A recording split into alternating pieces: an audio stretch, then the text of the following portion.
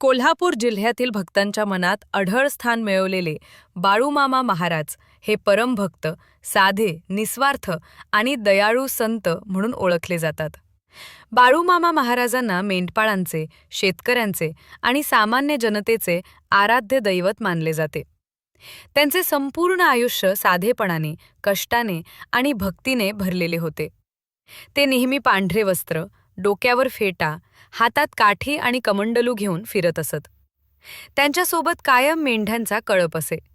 त्यामुळेच लोक त्यांना प्रेमाने मेंढपाळांचा देव म्हणत. बाळूमामा महाराज कधीही कुणाकडून काही मागत नसत, पण त्यांच्या उपस्थितीनेच लोकांच्या आयुष्यातील संकटे दूर होतं.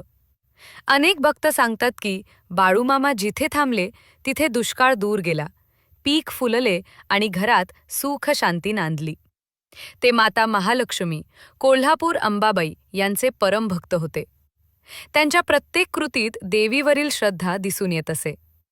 बाळूमामा महाराजांची सर्वात मोठी शिकवण होती, कष्ट करा, प्राणीमात्रावर दया ठेवा, अहंकार टाळा, श्रद्धा आणि संयम ठेवा. व्हिडिओ आवडल्यास कमेंटमध्ये बाळूमामा महाराज की जय लिहायला विसरू नका.